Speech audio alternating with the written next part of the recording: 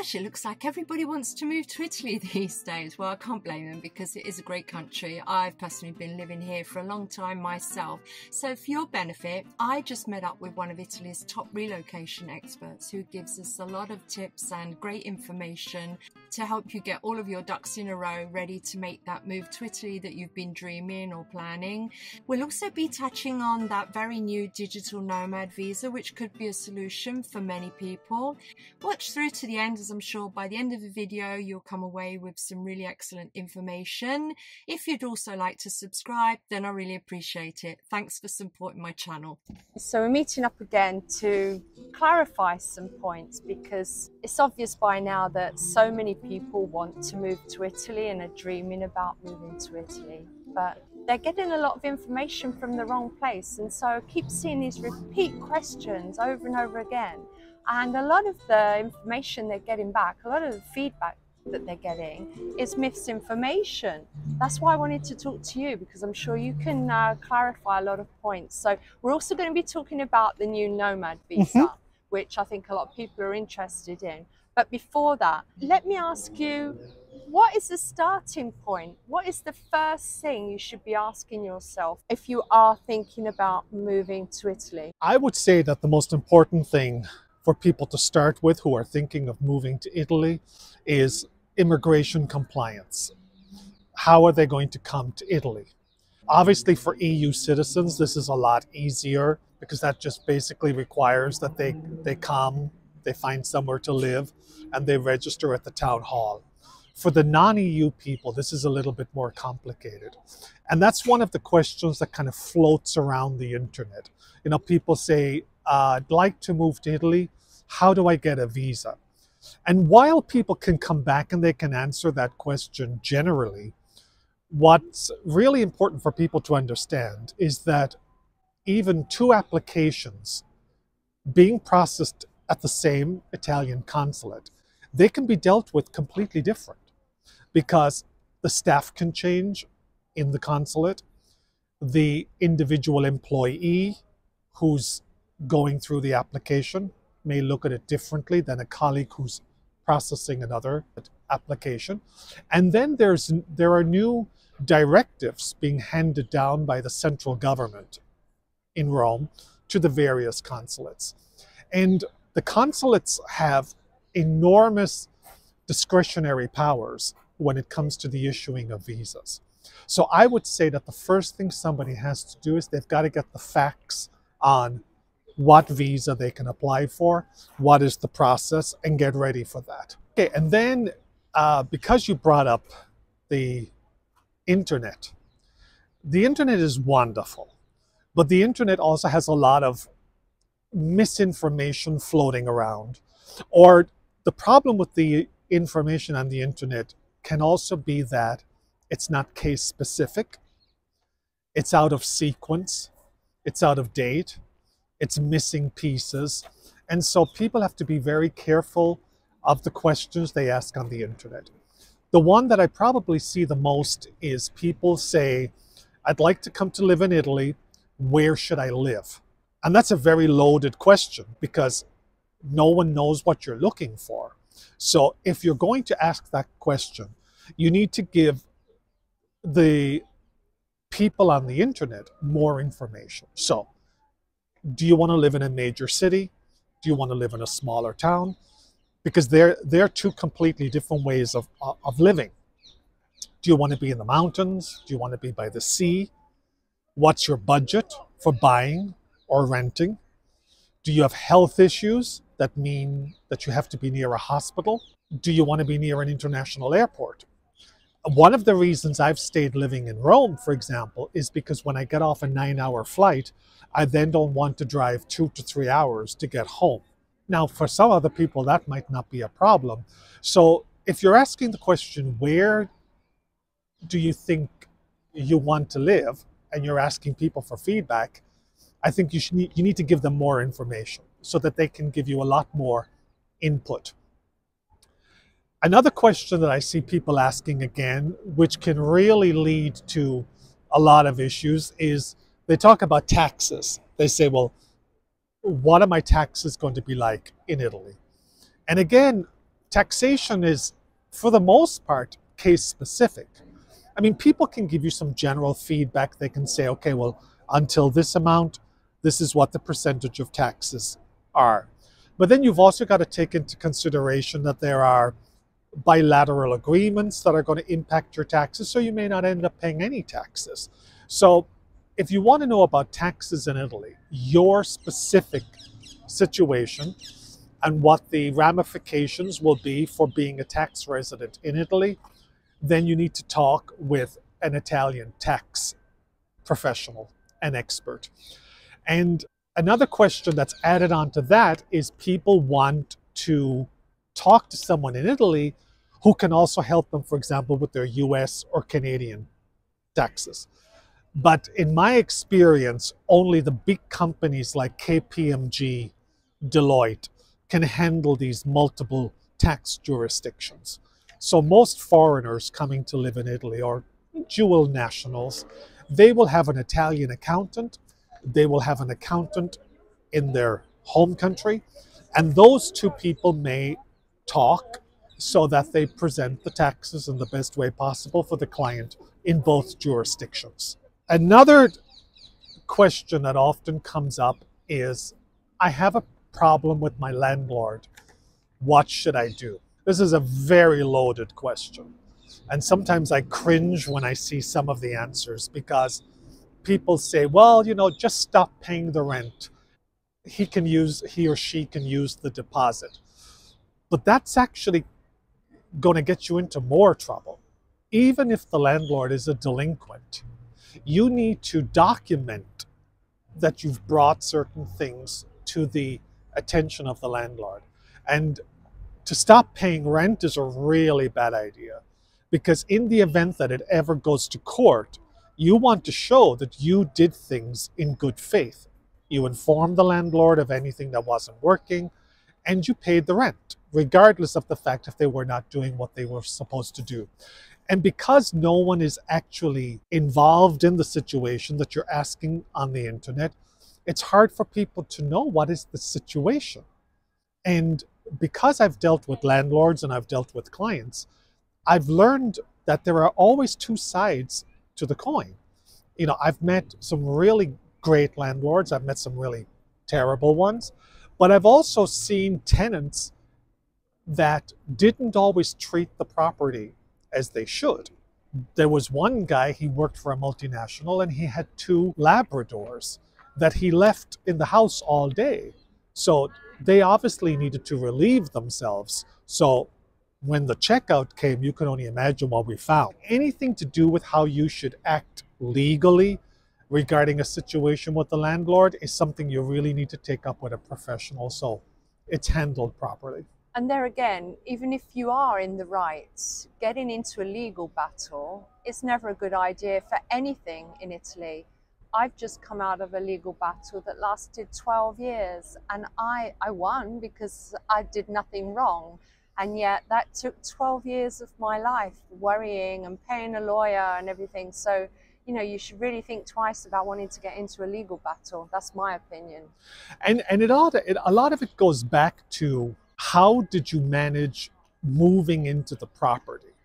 Okay, the problem is that a lot of people, they meet a nice old lady and they decide to rent from this person. Sometimes there's no contract, there's no proper check-in. So when it comes to leaving, a lot of the time you don't have any documentation to prove what the property was like when you moved in. So this is a really important thing that you need to do. You need to document everything at the beginning so that when you move out, you can show if there was damage at the beginning that maybe now the landlord is claiming that you did. And renting without a contract is a really bad idea. So you really want to do things in the right way if you don't want to have major problems. And the same goes for buying a property in Italy. Lately, it's become very popular to buy properties remotely, and it can be done, but you really need to make sure that the realtor has an eye for detail and is really showing you what the situation is. Because even if you are shown the property through video or live feed, that doesn't really show you what the area around the property is like. So for example, I know someone who bought remotely, but then when they went to live there, they discovered that there was a bar nearby where people are hanging out until 3 or 4 in the morning. So there's a lot of noise. And so there can be things that you may not know about buying remotely, but it is possible. But you really need to make sure that you're getting the full picture of not just the property, but everything around the property as well. So again, if you're asking about this on the internet, I would say, you know, try to get feedback from people who've done it and what they've learned from the experience. And of course, buying a property or even renting a property somewhere to live comes way after you've gone through what visa you're going to be getting and your legal situation. That's the first part, is the immigration compliance. Then what comes after that is fully understanding what it means to be a tax resident in Italy, okay? Because people are trying to find these workarounds and they don't exist a lot of the time, okay? Because Italy just doesn't take into consideration how long you're here each year. It can be complicated how they determine if you're a tax resident or not. So you really need to talk to someone who knows what they're talking about. Because I read on a post recently on the internet and someone was asking about taxes in Italy and somebody replied, the taxes will work out. And I'm thinking, how are they going to work out? They're instigating somebody to avoid paying tax, obviously. Yeah, but there's no country in the world where your taxes just work out. Okay, I mean, they have to be followed by a professional usually, and you've got to do your part to make sure that you're compliant. And I just mentioned previously the key word, workarounds. People waste an incredible amount of energy and time looking for non-existent workarounds. Unfortunately, if you come to Italy and you're from a country that does not have a reciprocal agreement with Italy, you will have to take the Italian driving test once the grace period in which you can use your license from your home country has expired. And the test is only available in Italian. And I see people on the internet asking about these so-called workarounds. Can they go to Switzerland and take the test in English? But they forget that you cannot just arrive in Switzerland and say, I'd like to do my test here to get a driver's license, because you've got to be a resident in Switzerland.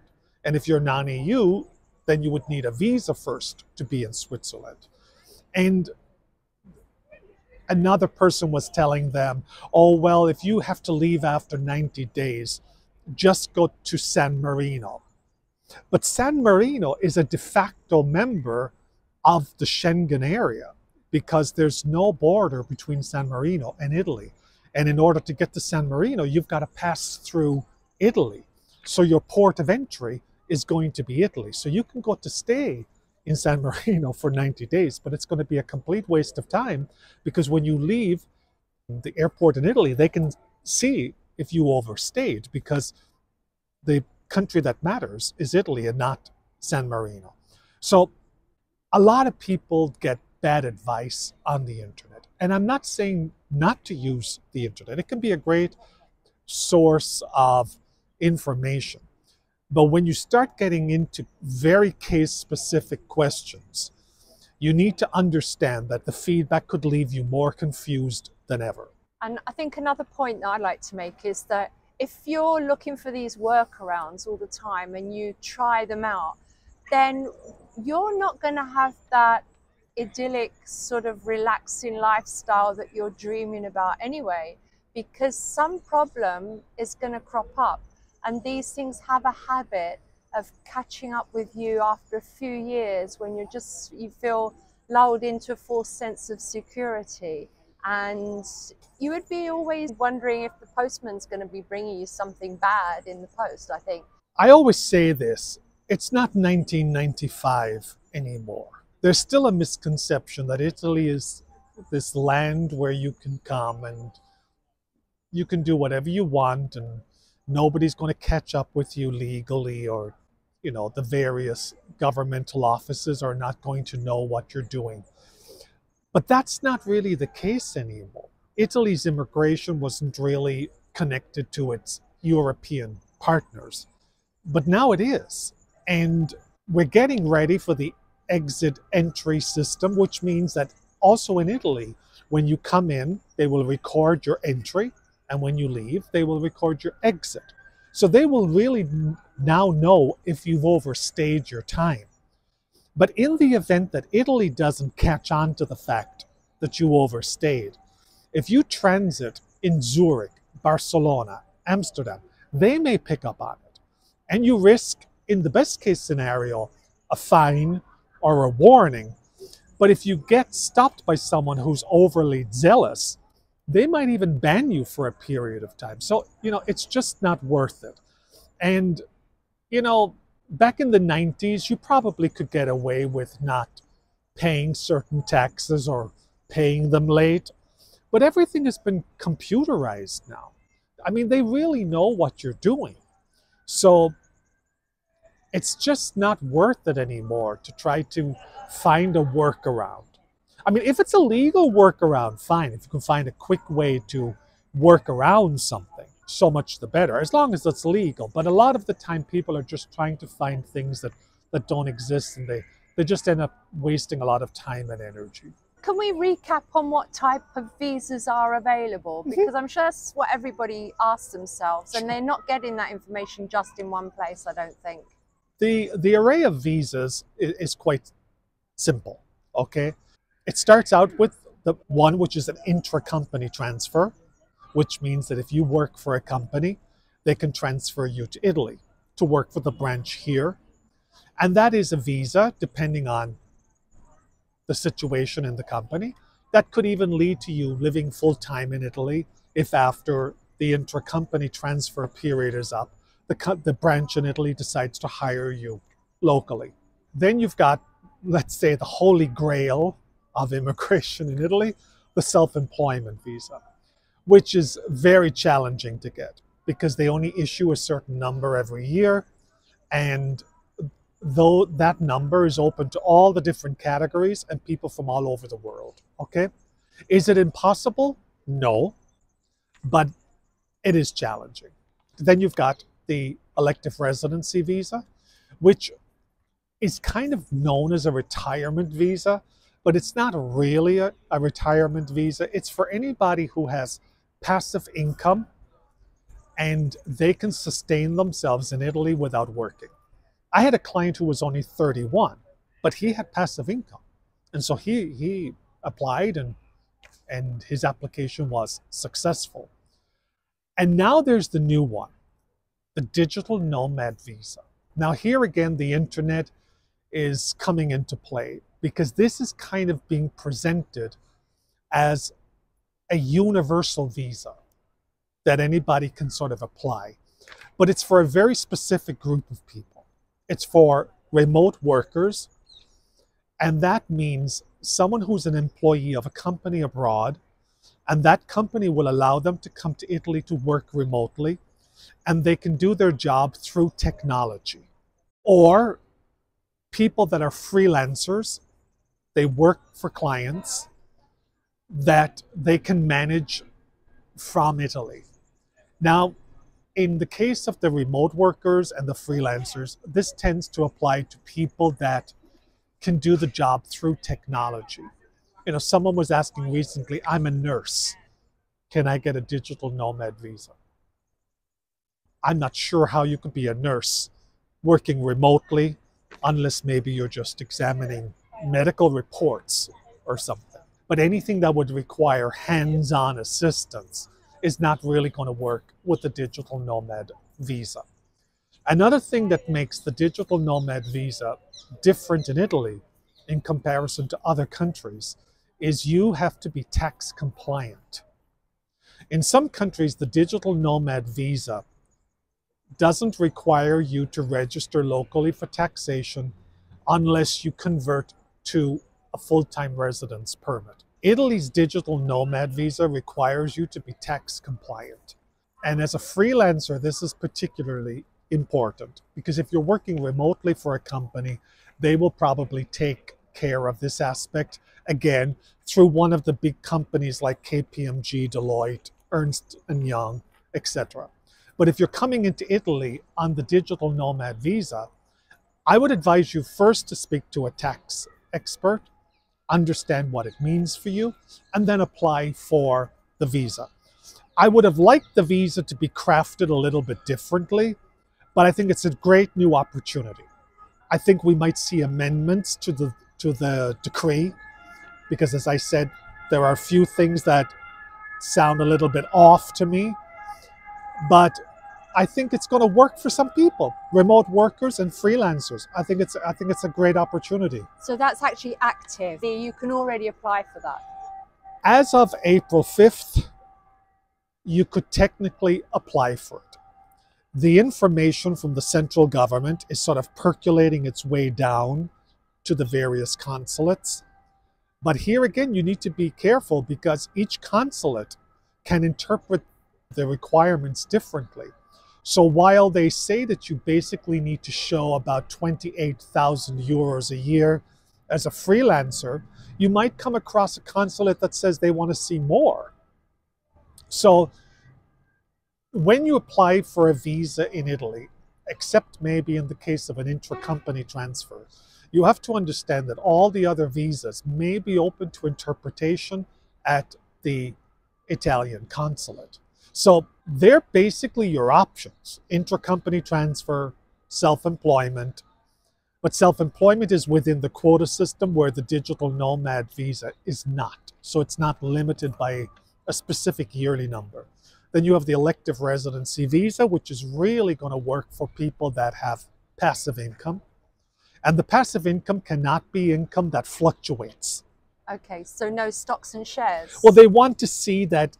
They want to see something like a pension, right, rental properties that have been rented for quite some time and will continue to be rented. It's got to look stable. Anything that could fluctuate based on market conditions, they're not really going to be too interested in taking that into consideration. The same goes for savings. The way they look at it is you could spend the savings. What they're looking for is constant passive income coming in on a regular basis that doesn't fluctuate and will continue to come in. And that's a great visa for people, you know, that have passive income. Which I think tends to be most of the expats these days. That's how they're getting here, most of them. So really, it is more for the privileged, isn't it? Because somebody who's working their guts out in America and just decide, oh, I want a better life, I want a peaceful life, I can buy a house for 10,000 euros and I'll make it work somehow. They're not going to get here. Then they've really got hardly no way of making that dream come true, without being negative. I mean, no, but it's not being negative. It's about being realistic, and it's about understanding, is this where you really want to be? I had a client, it took her 5 years to get from the US to Italy, okay? But she really wanted to be here. So we focused on finding a company where she could go to work for in the US that had a branch in Italy. Okay, but of course, I mean, she had to spend time in the company. She just couldn't, after 2 weeks, say, "Oh, by the way, I would now like, you know, to relocate to Italy." Okay, she had to, you know, establish herself within the company. But it took 5 years. But she really wanted to be here, and if you really want to be here, it may take time in order for you to qualify for the visa that you want to apply for. But it is doable. I mean, if Italy is your dream, you mustn't let anybody stop you. But my advice to people is listen to the people that know what they're talking about. You know, I mean, people reach out to me about taxation, but it's not my area of expertise. So I always refer them to someone who can really help them. And while the internet, as I said, can be great, you don't want to listen to what I affectionately call fireside lawyers, who, you know, really don't know, what they're talking about, or they're not up to date. So it kind of becomes a little bit like the blind leading the blind.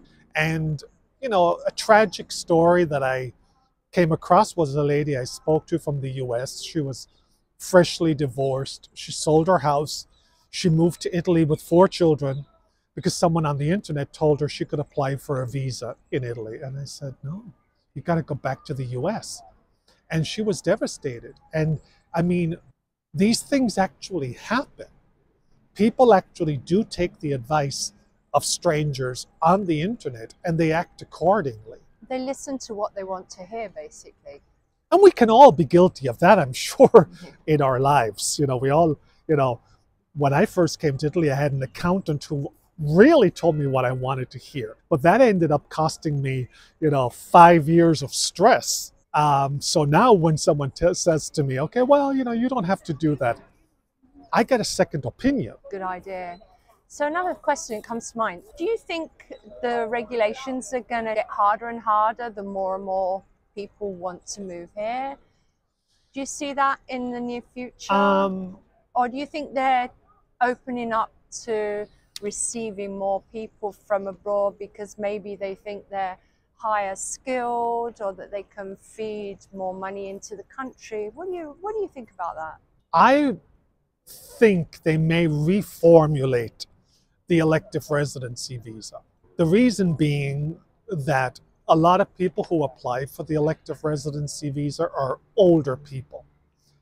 And in other European countries where they really pushed to attract foreign pensioners, they're now really beginning to either eliminate those programs or they're beginning to sort of curtail them, because they're beginning to realize that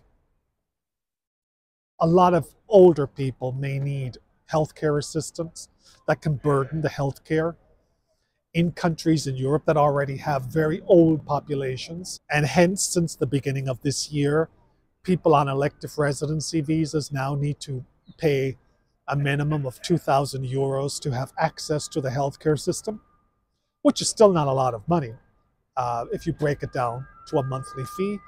So I think that we may see some changes there. I think if they're savvy, I think they will put a lot more emphasis on attracting highly skilled people that want to invest, open businesses, and maybe make that easier to do. So basically, to wrap up, I would say get clear on what it is you want to do in Italy and where would be the best place to do that. That's why I encourage scouting trips, for people to come and spend as much time as they can in the place where they think they would like to live, and try to live as much as possible as a local. Live as a local. Go to the supermarket, go to the public offices, and really get a feel for what it's like to live in that place. And you might discover that it's really what you're looking for, and you might discover that it's not what you're looking for.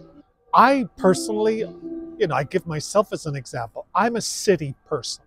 I mean, I have a home in a smaller town south of Rome as well, but I wouldn't like to live there permanently. I need the city. I need the convenience of the city. I need to know that there's a major airport nearby if I want to travel. And only by getting granular on what you're looking for in Italy will you really be able to have the best experience possible. And I want to finish with one more point, which is very important. There's nothing wrong in deciding that Italy works better for you as a vacation or a holiday destination and not to live full-time. And so you can come 60 days, go away, and come back maybe for another 60 days later on in the year. Make Italy work for you in the best way possible.